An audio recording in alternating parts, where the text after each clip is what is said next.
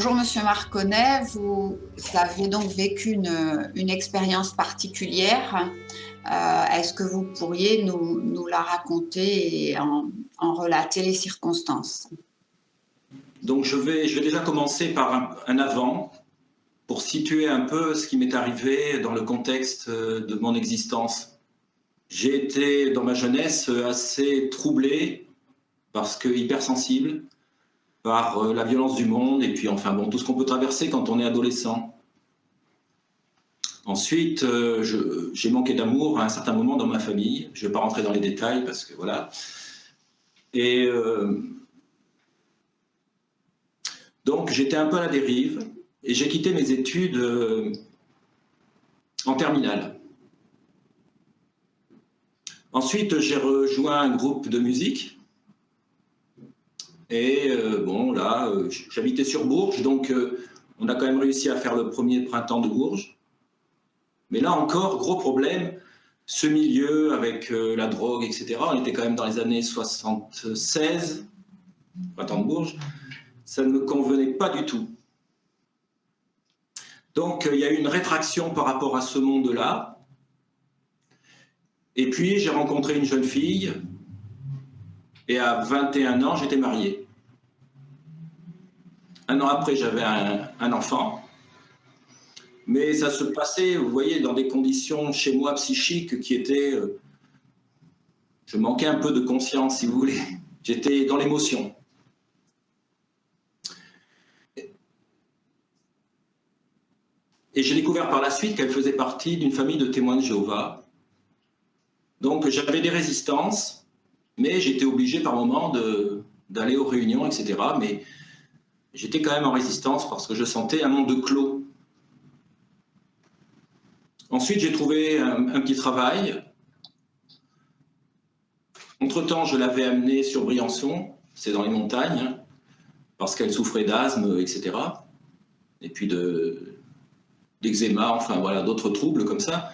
Donc, on est parti sans un sou vivre sur Briançon. Et là, j'ai trouvé un travail, plusieurs petits boulots. Et puis, j'ai fini par sortir les poubelles et nettoyer les halls d'entrée dans les immeubles pour vacanciers qui venaient faire du ski. En 1981, l'été, j'ai eu quelques jours de vacances, 15 jours. Nous sommes partis en Corse et nous étions dans un camping dans le sud de la Corse. Il était 17 h dans l'après-midi, 17, 18 h. Je me baladais dans ce camping tranquillement. Et puis d'un seul coup, j'ai été entouré d'une lumière, ça a fait comme un flash, ou plutôt un film surexposé. Une lumière assez jaune. Dans cette lumière, il n'y avait rien. Mais j'ai entendu une parole. Tu as été appelé à une libération, ne te laisse pas remettre sous le joug de l'esclavage. C'était tellement intense. J'étais dans la joie, mais en même temps, je sentais que mon être défaillait. Et j'ai voulu me précipiter vers la plage, et là, trou noir, je ne me rappelle plus du tout de ce qui s'est passé. Lorsque je reprends conscience, enfin, lorsque j'ai une mémoire de cet événement, je suis effectivement au bord de la plage, sur un rocher, mais il fait très nuit, il fait nuit. Et je suis là à contempler les cieux et j'ai encore ce sentiment qui m'était resté de la première lumière, un bien-être dans lequel je veux demeurer. Et puis petit à petit, l'univers se met en cône et les étoiles que je contemplais bougent et ça devient comme des présences, mais ce n'est pas les étoiles qui sont les présences, c'est en superposition qu'il y a des présences et que je n'arrive pas à discerner. Et puis il y a un chant, ça se met à chanter. Et là, je suis envahi de cet amour dont beaucoup de personnes qui ont fait des expériences de mort imminente témoignent, c'est-à-dire, c'est un amour, mais plus que ça.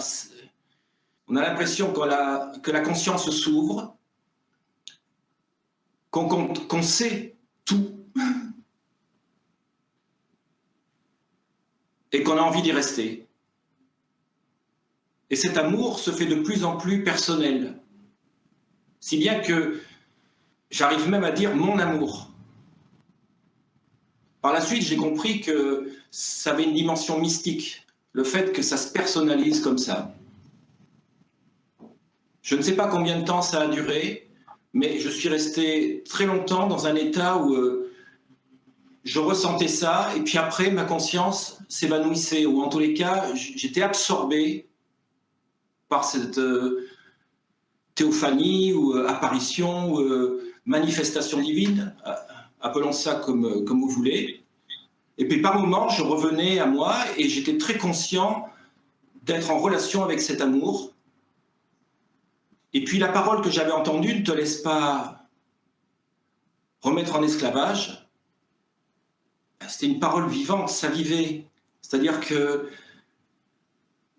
voilà, j'étais en lien avec une parole vivante. Donc j'arrive à me remettre petit à petit de cet événement-là, mais ça a été très difficile de retourner au camping et à ma vie d'avant. Quelque chose avait été bouleversé définitivement. Je n'étais plus le même. Et ça va être confirmé par la suite dans ce que je vais développer, déployer dans ma vie d'homme ordinaire. Donc si vous voulez, peu de culture, etc. Et je reviens, c'était une espèce d'explosion, de conscience, de joie, etc. Et ça m'a duré un certain temps, cette affaire-là. Parce que j'en témoignais à tout le monde. Et en même temps, je me sentais vraiment étranger, c'est-à-dire j'avais le sentiment de ne pas pouvoir, de n'avoir pas les mots pour transmettre ça. Et pourtant, je voulais le transmettre parce que pour moi, c'était l'essentiel, c'était ça, la vie, c'était ça, l'amour. Donc c'est un état avec des variations qui a duré 6 ans à peu près.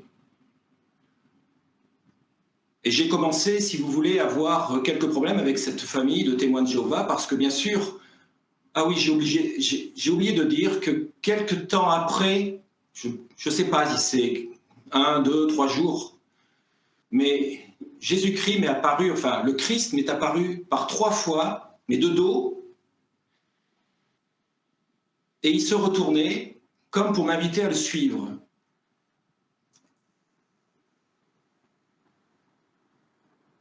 Et ce qu'il y a de bizarre, c'est qu'il n'avait pas l'apparence que l'on trouve sur la plupart des reproductions, des images, mais je savais que c'était lui. Par 3 fois, il m'a invité à le suivre. Voilà. Donc après, j'en parlais, et puis il était devenu presque mon amour, quoi, je sais pas. Hein. Donc je me suis plongé dans les Écritures, enfin dans la Bible des témoins de Jéhovah. Et là, à chaque fois que je tombais sur des passages de l'Évangile où Jésus parlait, c'était comme une lettre qui m'était adressée. Je me sentais chez moi. Je ne sais pas comment expliquer ça. Mais je ne la vivais pas, cet Évangile. Je ne le vivais pas du tout comme les témoins de Jéhovah. Il s'attachait à la lettre, il mettait des concepts dessus. Moi, c'était par un lien de vie, d'explosion de vie et de joie.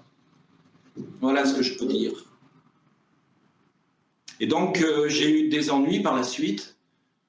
Et donc, ça s'est terminé par un divorce en 87. Mais avant cela, en 87, avant le divorce, il y a eu un soir où tout ce que j'avais reçu est parti dans un souffle. Ça, je ne l'avais pas dit. Je vous ne l'avais pas dit.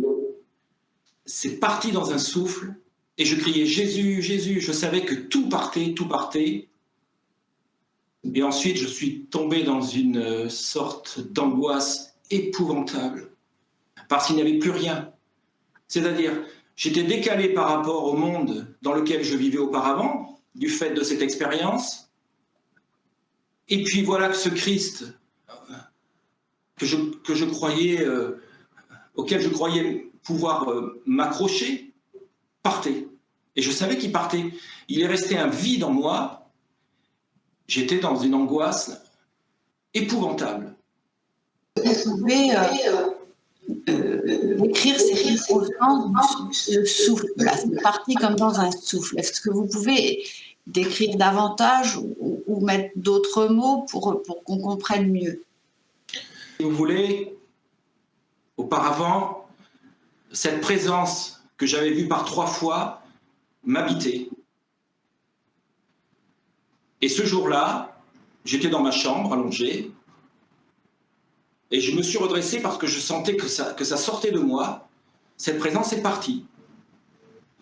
Et si vous voulez, ça a été un arrachement parce que avant c'était un lien, si vous voulez, qui me mettait en joie, etc.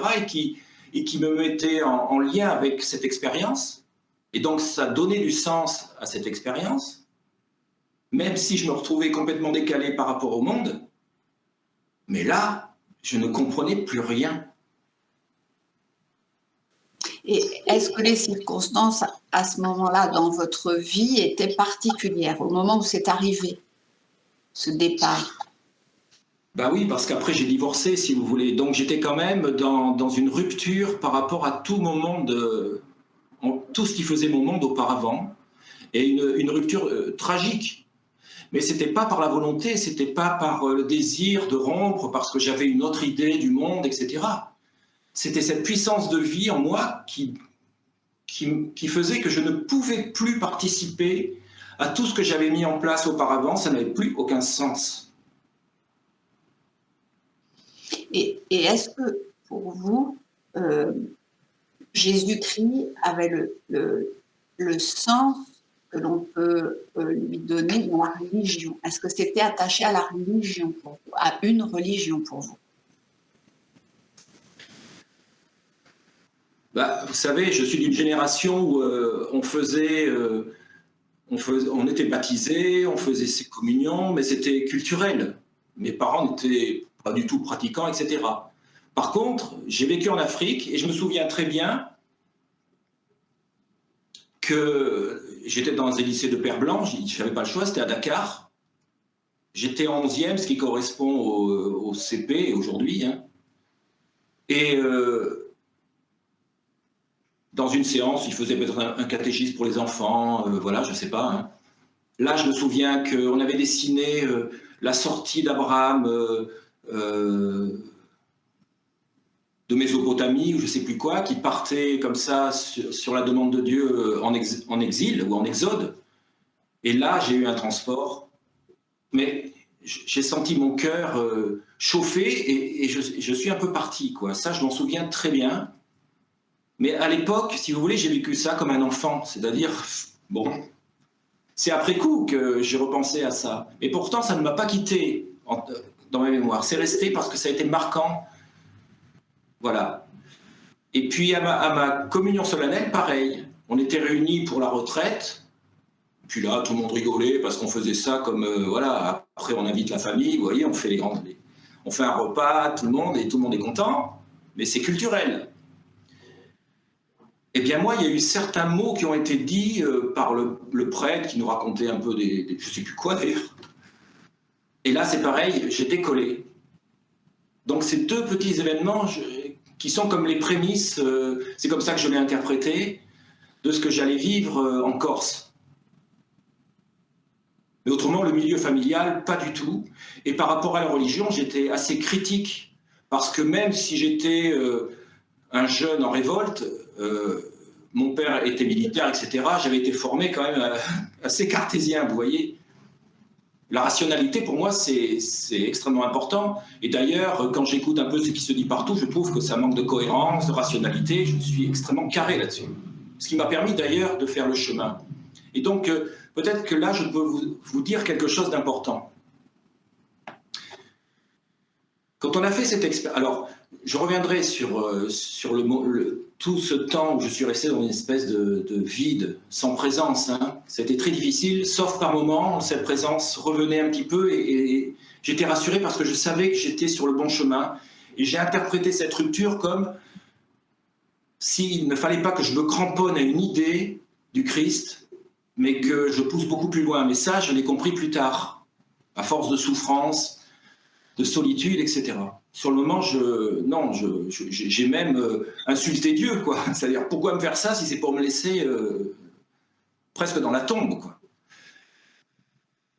Donc, dans quel état, parce que là, je suis en train de faire, si vous voulez, une présentation chronologique, linéaire de mon existence. Mais quand on a vécu cette expérience-là, on vit comme sur des plans différents. Donc, je vais vous donner ça avec mes concepts, mes mots. Le moi natif, c'est-à-dire le moi qui est conditionné par la culture. Si j'étais né à Calcutta, mon moi, ça serait complètement autre chose. J'aurais une idée sur le monde complètement différente. Donc, conditionné. Et ce moi-là, il est sur le plan des relations culturelles, terrestres, etc. Mais d'avoir vécu cet événement, vous voyez, ça vous fait vivre sur d'autres plans. C'est-à-dire qu'il y a une partie de nous qui n'est pas ce moi natif, mais qui est quand même le moi, parce qu'il a conscience, qui se reçoit d'une autre dimension, d'un autre plan de réalité. Si bien que ça amène à des états très paradoxaux, et au départ on les vit en alternance, et c'est très pénible. Par moments il y a une présence forte pour moi, c'était devenu mon amour, le Christ. Et la parole, c'était devenu, si vous voulez, cette parole qui m'était adressée personnellement, mais je l'ai vraiment vécue comme ça, parce que je la vivais en profondeur, je tremblais, je pouvais même pleurer ou être paralysé quand je ne voulais pas engager des démarches épistolaires pour écrire à des évêques ou à qui je signifiais qu'ils se trompaient sur la lettre, sur l'écriture, il y avait quelque chose qui n'allait pas, ou des théologiens, voilà, ça je l'ai fait pendant longtemps aussi. Alors, ce plan-là, si vous voulez, c'est des moments où vous vivez une présence intense, un feu intérieur, celui-là il ne vous quitte jamais d'ailleurs, même dans les moments de solitude et d'absence de la divinité, ou de l'énergie divine, ou de l'amour. Pour moi ce sont des synonymes, parce que ce sont des concepts qui évoquent la chose. Donc il y a un feu intérieur, mais vous pouvez par exemple avoir un feu intérieur et puis en même temps vivre comme une nuit glaciale. C'est un état paradoxal. Et au début, c'est en alternance. Et puis petit à petit, vous arrivez à vivre les deux choses en même temps. Et j'ai découvert là-dedans que le moi natif, contrairement à ce que j'ai entendu un peu partout, certes, contrairement à ce qu'on dit, il ne disparaît pas. D'une certaine façon, il est mort, et je vous expliquerai comment. D'une certaine mort, c'est pas la disparition totale du moi natif, ou de l'ego, ou de tout ça. C'est pas comme ça que je l'ai vécu, moi, en tous les cas. Et puis, il y a un autre moi qui est en train de croître du fait qu'il reçoit ce feu, qu'il a ce feu intérieur, cet amour intérieur, des lumières, des élargissements de conscience, des inspirations. C'est comme ça que je me suis mis à entreprendre des études de psychologie, de philosophie, et même de psychanalyse, parce qu'après j'ai travaillé avec un psychanalyste sur Paris. Justement pour savoir ce qui m'arrivait si j'étais pas fou. Mais il y avait toujours, même avec le psychanalyste ou les philosophes que je lisais, ce décalage. C'est-à-dire, je ressentais qu'ils étaient sur un plan de réalité et que moi, j'avais une conscience et je vivais en relation avec d'autres plans. Au moins deux, c'est-à-dire celui où des formes, des manifestations divines m'arrivaient, et puis cette forme aussi où je disparaissais dans des sortes de flux et de reflux, c'est-à-dire que la conscience était là, et puis d'un seul coup j'étais comme noyé dans cet amour, et donc il y a ces trois plans. Voilà, j'ai identifié ça à mon niveau, ça, voilà. Donc de faire ces études, ça m'a beaucoup aidé. Et même de théologie, après je me suis intéressé à ce qu'écrivaient les théologiens, etc. Et j'ai correspondu avec eux, notamment par l'entremise de la revue Études. Mais ça c'est beaucoup plus tard, c'est à partir de 95. quand j'ai commencé à avoir des outils pour pouvoir correspondre avec les uns et les autres, parce que pour moi, pendant des années, le plus difficile, ça a été, je n'avais pas d'outils culturels. Il a fallu d'abord, et dans cette espèce d'absence, mais ça me motivait quand même, hein, parce qu'il fallait que je comprenne, il a fallu d'abord que je m'arme d'outils. Et un des premiers outils, ça a été la peinture, parce que c'était le seul langage que je trouvais. Et là, j'ai eu des réussites très rapides, parce qu'en 3 ans, je me suis retrouvé à exposer sur le parvis du Palais de Chaillot, comme finaliste de la jeune peinture française, au Grand Palais, et puis j'ai eu des marchands d'art, etc. Mais là encore, ce milieu, j'avais beaucoup de mal, parce que être en contact avec l'amour divin, c'est être en contact avec la lumière, c'est être en contact avec le véritable, et tout ce qui sonne faux, je ne pouvais plus le vivre. Tout ça, tout ce que vous venez de relater, c'est l'impact de ces expériences sur votre vie en vérité. Ouais. Oui, c'est l'impact. Oui. Oui, c'est l'impact. Oui. Mais c'est un impact, si vous voulez, pas extérieur, hein, qui travaille de l'intérieur et parfois incognito. Je veux dire par là que ça travaille à notre insu par moment, c'est-à-dire on croit qu'il n'est pas là et puis à un moment donné, la présence revient. Et tout ce travail, on peut le vérifier dans les relations à autrui. On a changé et on ne s'était pas rendu compte qu'on avait changé. Et puis ça, c'est de palier en palier, vous voyez, ça dure sur des années, mais on change. Cette puissance d'amour, elle nous transforme, et des fois à notre insu. Des fois par la mémoire qu'on en a, et des fois à notre insu. Et là aussi, encore l'écart, c'est-à-dire qu'on vit avec 2 mémoires, on vit avec 2 motivations. Par exemple, le moi natif, avec le corps physique, eh ben, il a ses besoins. Et puis, il a tous ses souvenirs humains, ses parents, tout. Mais ça ne résonne plus pareil, parce qu'il y a eu cette expérience. Et en même temps, il y a cette mémoire qu'on a été en contact avec ce qui est chez nous. Je dis chez nous parce que ce qu'on ressent à ce moment-là, c'est l'abandon. C'est-à-dire qu'on n'est plus en lutte comme dans ce monde, on n'a plus de masque, on est ouvert. Et là, on se sent chez soi, vous comprenez? C'est dans ce sens que je le dis. Est-ce que vous pourriez nous dire quelques mots sur votre façon d'appréhender la mort, ce qu'il en était avant et ce que l'expérience ensuite a peut-être modifié dans votre façon de voir?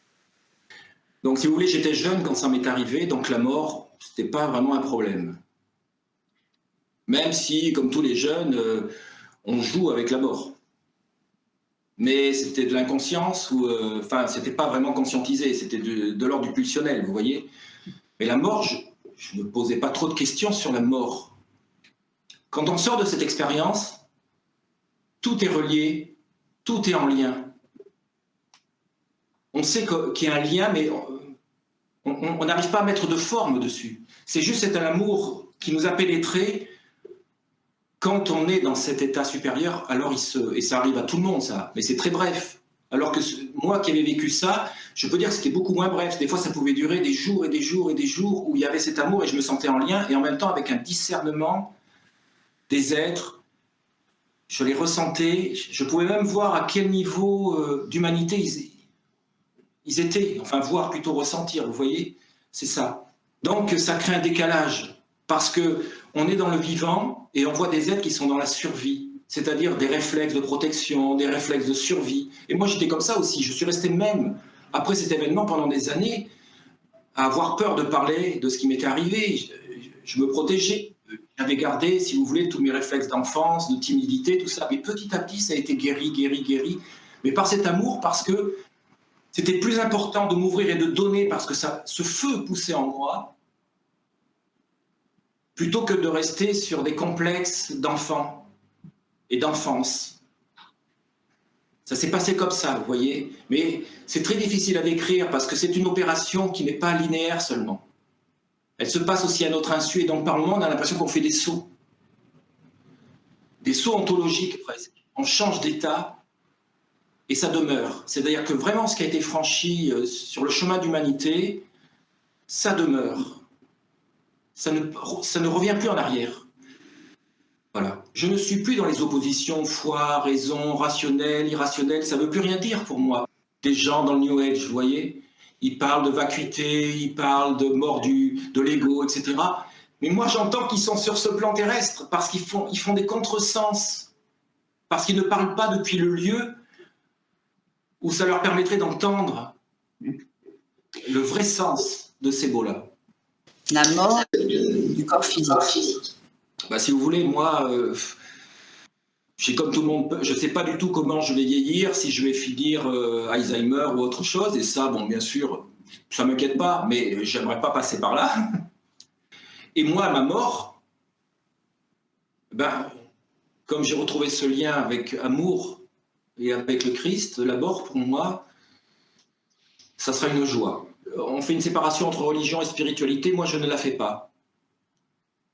Et je différencie aussi religion et institution religieuse. Parce que pour moi, les religions, c'est comme des arbres. Il faut des racines montent la sève. Vous avez le tronc, ça on peut dire que c'est la religion. Et puis à partir de ce tronc, vous avez de multiples branches qui sont les courants spirituels de chaque religion. Et puis il y a les feuilles, c'est les vécus individuels dans ces spiritualités. Et puis vous avez les fruits. Et le fruit qui tombe en terre, c'est ce qu'il y a d'éternel dans l'arbre. Ça regerme et c'est reparti. Donc tout a sa fonction. Et en plus, comme on prétend, quand on revient de là, que tout est en lien, je ne me permets plus de rejeter quoi que ce soit, juste hiérarchiser et être attentif à ce qui se passe, comme par exemple, les institutions religieuses peuvent prendre le pouvoir. Pour l'arbre, ce serait comme des jardiniers, par exemple, ou des arboriculteurs, et puis qui se permettraient de couper des branches parce qu'elles ne leur plairaient pas. Ça, c'est grave. Voilà, je m'arrêterai là. Monsieur Marconnet, merci beaucoup pour cet entretien. Merci beaucoup.